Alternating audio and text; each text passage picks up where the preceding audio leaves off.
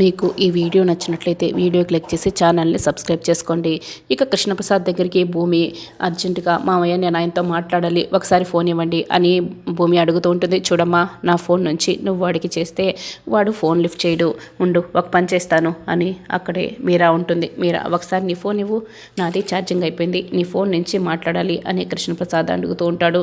అయితే అప్పుడే Krishnaprasad phone ring tone మోగుతూ ఉంటుంది. ఇక మీరా అయితే షాక్ అయి అలాగే చూస్తూ ఉంటుంది. అంటే ఇప్పుడు కాల్ లిఫ్ట్ చేసాననుకో ఫోన్ స్విచ్ ఆఫ్ అయిపోతుంది మీరా, అందుకే నీ ఫోన్ ఇవ్వు మీరా అని అర్జెంటుగా కాల్ మాట్లాడాలి అని కృష్ణప్రసాద్ అడుగుతూ ఉంటాడు. అలాగేనండి అని మీరా ఫోన్ ఇస్తుంది. చూడమ్మా, ఇదిగో ఫోను, మాట్లాడమ్మా మాట్లాడు అని కృష్ణప్రసాద్ అయితే చెప్తూ ఉంటాడు. మామయ్య అది అని భూమి ఇక నసుగుతూ ఉంటుంది. అర్థమైంది, నువ్వు నా కొడుకుతో ఫోన్లో మాట్లాడతావు, నేను నీ పక్కన ఉండకూడదు అంతే కదా, సరే నువ్వు వెళ్ళి మాట్లాడమ్మా అని ఇక కృష్ణప్రసాద్ చెప్తూ ఉంటాడు. గగన్ ఇక బాల్కనీలో భూమి గురించి ఆలోచిస్తూ ఉంటాడు. అన్నయ్య దేని గురించి ఆలోచిస్తున్నావు, ఇదిగో అన్నయ్య కాఫీ అని పూర్ణి కాఫీ ఇస్తూ ఉంటుంది. భూమి గురించి ఆలోచిస్తున్నాను అని గగన్ ఇక చెప్పేస్తాడు. ఏంటి భూమి గురించి ఆలోచిస్తున్నావా అని పూర్ణి అడుగుతూ ఉంటుంది. అబ్బే అది కాదు, ఆఫీసు ఒకటే స్టార్ట్ చేయాలనుకుంటున్నాను, దానికి భూమి కావాలి కదా, ఆఫీస్ భూమి గురించి అని గగన్ అయితే మార్చి చెప్పేస్తాడు. బాగానే కవర్ చేసావన్నయ్య అని పూర్ణి అంటుంది. ఇక గగన్ అయితే కోపంగా చూస్తూ ఉంటాడు. అబ్బే అదే అన్నయ్య, నువ్వు ఆఫీస్ భూమి గురించి చెప్పావు కదా, అదే అన్నయ్య అని చెప్తూ ఇక కాఫీ ఇస్తుంది పూర్ణి. ఇక అక్కడి నుంచి వెళ్ళిపోతుంది. భూమి గదిలోంచి కాల్ ట్రై చేస్తూ ఉంటుంది. ఇక ఫోన్ కలవదు. అబ్బా ఫోన్ కలవట్లేదేంటి అని భూమి వెంటనే పూర్ణి ఫోన్కి కాల్ చేస్తూ ఉంటుంది. హలో ఎవరు అని పూర్ణి ఇక కాల్ లిఫ్ట్ చేస్తుంది. పూర్ణి అని భూమి పిలుస్తూ ఉంటుంది. భూమి నీకు 100 ఏళ్ళు అని అంటూ ఉంటుంది. గగన్ అయితే చాలా సంతోషంగా పూర్ణి వైపు చూస్తూ ఉంటాడు. అదే అన్నయ్య ఆఫీస్ భూమి గురించి ఆలోచిస్తూ ఉంటే నేను నీ గురించి ఆలోచిస్తున్నాడులే, అందుకే నీకు 100 ఏళ్ళు అని చెప్తున్నాను అని పూర్ణి కూడా ఇక కవర్ చేస్తూ ఉంటుంది. మీ అన్నయ్య అక్కడే ఉన్నాడా అని భూమి అడుగుతూ ఉంటుంది. అవును ఇక్కడే ఉన్నాడు అని పూర్ణి చెప్తూ ఉంటుంది. ఒకసారి మీ అన్నయ్యకి ఫోన్ ఇవ్వవా, మాట్లాడాలి అర్జెంట్ అని భూమి చెప్తూ ఉంటుంది. అన్నయ్య భూమి నీతో ఏదో మాట్లాడాలంట, ఇదిగో అన్నయ్య ఫోన్ అని పూర్ణి ఇస్తూ ఉంటుంది. ఇక అప్పుడే గగన్ మాట్లాడిపోతూ పూర్ణి వైపే చూస్తూ ఉంటాడు. నాకు చాలా పనులు ఉన్నాయి అన్నయ్య, నేను లోపలికి వెళ్తున్నానులే అని పూర్ణి ఇక అక్కడి నుంచి వెళ్ళిపోతుంది. చెప్పు భూమి అని గగన్ అడుగుతూ ఉంటాడు. ఏంటి సాయంత్రం మీరు నక్షత్ర బర్త్డే పార్టీకి వస్తున్నారా అని భూమి అడుగుతూ ఉంటుంది. ఇప్పుడేంటి నువ్వు నన్ను పిలుస్తున్నావా లేక అడుగుతున్నావా అని గగన్ అడుగుతూ ఉంటాడు. అడుగుతున్నాను అని భూమి చెప్తూ ఉంటుంది. వస్తానని చెప్పాను కదా అని గగన్ చెప్తూ ఉంటాడు. రావద్దని నేను చెప్తున్నాను అని భూమి అంటుంది.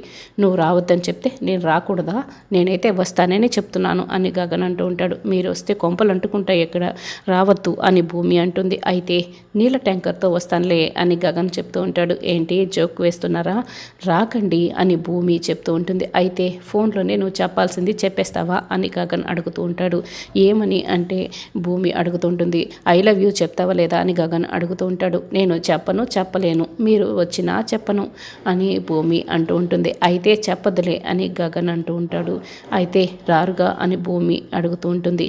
అప్పుడే గగన్ నవ్వుతూ వస్తా, నేనే నీతో ఐ లవ్ యూ చెప్పించుకుంటా అని ఇంకేమీ మాట్లాడుకుంటా ఇక ఫోన్ కట్ చేస్తాడు, స్విచ్ ఆఫ్ చేసేస్తాడు ఫోన్. ఇక భూమి మళ్ళీ ఫోన్ ట్రై చేస్తూ ఉంటుంది, స్విచ్ ఆఫ్ అని వస్తూ ఉంటుంది.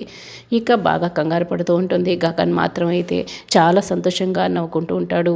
మామయ్య ఇదిగోండి మామయ్య ఫోన్ అని భూమి ఇచ్చేస్తుంది.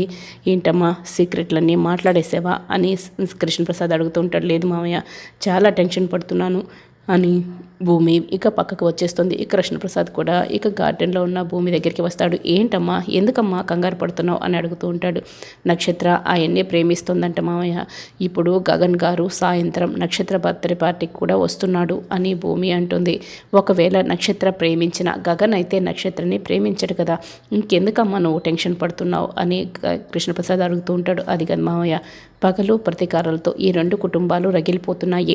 ఒకవేళ ఈ ప్రేమ గురించి కానీ నక్షత్ర చెప్పిందే అనుకో, అటు నాన్న ఇటు శారద అత్తయ్య ఇద్దరు కూడా ఆలోచనలో పడిపోతారేమోనని భూమి అంటూ ఉంటుంది. అది కాదమ్మయ్య, అసలు గగన్ ఎలా వస్తున్నాడు, రాడు కదా అని ఇక కృష్ణప్రసాద్ అడుగుతూ ఉంటాడు. నక్షత్రం మాయ చేసింది మామయ్య అని మెసేజ్ పెట్టిన విషయం అంతా కూడా గగన్ని నక్షత్ర బెదిరించిన విషయం మొత్తం కూడా భూమి ఇక చెప్పేస్తుంది. ఆయనే నాతో ఇదంతా చెప్పారు మామయ్య అని భూమి ఇక చెప్తూ ఉంటుంది.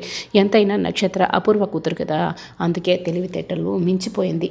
అయినా కూడా ఇప్పుడు గగన్ వచ్చి నక్షత్రకి ఐ లవ్ యూ చెప్తాడా అమ్మా అని కృష్ణప్రసాద్ అడుగుతూ ఉంటాడు. లేదు మామయ్య, నా చేత ఐ లవ్ యూ చెప్పించుకునేదానికి ఆయన బర్త్డే పార్టీకి వస్తున్నారంట, అదే విషయం ఇప్పుడు నాతో చెప్పారు అని భూమి అంటుంది. అయితే నువ్వే ఫోన్ చేసి ఐ లవ్ యూ చెప్పే అని కృష్ణప్రసాద్ అంటూ ఉంటాడు. అన్నీ తెలిసి కూడా మీరు ఇలా మాట్లాడుతున్నారు ఏంటి మావయ్య? నేను ఐ లవ్ యూ చెప్పిన మరుక్షణం ఆయన ఒక క్షణం కూడా నన్ను ఇక్కడ ఉండనివ్వడు. పోనీ నేను నాన్న కూతుర్ని అని ఆయనతో నిజం చెప్పినా నన్ను ప్రేమించిన పక్కన పెట్టి నన్ను ఇంకా ఇంకా ద్వేషిస్తాడు. నిజం తెలిసి కూడా నువ్వెందుకు ముందే చెప్పలేదని నాపైన ఇంకా ద్వేషం పెంచుకుంటాడు మావయ్య. నాకంటే తను అనుకున్నది సాధించే నక్షత్రే బెటర్గా అనిపిస్తుంది అని భూమి అయితే ఇక బాధపడుతూ చెప్తూ ఉంటుంది. మీ అబ్బాయి నాకు దూరం అయితే నేను తట్టుకోలేను మావయ్య, తట్టుకోలేను, నేను ప్రాణాలతో ఉండను మావయ్య అని భూమి ఇక బాధపడుతూ చెప్తూ ఉంటుంది. బాధపడకమ్మా, మనమందరం కలిసి ఉండే రోజు త్వరలోనే వస్తుందిలే, మనమందరం ఒకటిపోతామమ్మా అని కృష్ణప్రసాద్ అయితే ఇక భూమికి చెప్తూ ఓదార్చుతూ ఉంటాడు. ఇక గార్డెన్లో పేపర్ చదువుతున్న శారద భూమిని తలుచుకొని బాధపడుతూ ఉంటుంది. ఎందుకమ్మా బాధపడుతున్నావు అని పూర్ణి వచ్చి అడుగుతూ ఉంటుంది. ఇప్పుడే పేపర్లో ఒక స్టోరీ చదివానే, 20 ఏళ్ల క్రితం తండ్రిదండ్రుల నుంచి విడిపోయిన కూతురు తన తల్లిదండ్రుల దగ్గరికి చేరుకుందంట. ఆ కథ చదవగానే నాకు భూమినే గుర్తుకొచ్చింది అని శారద అంటుంది.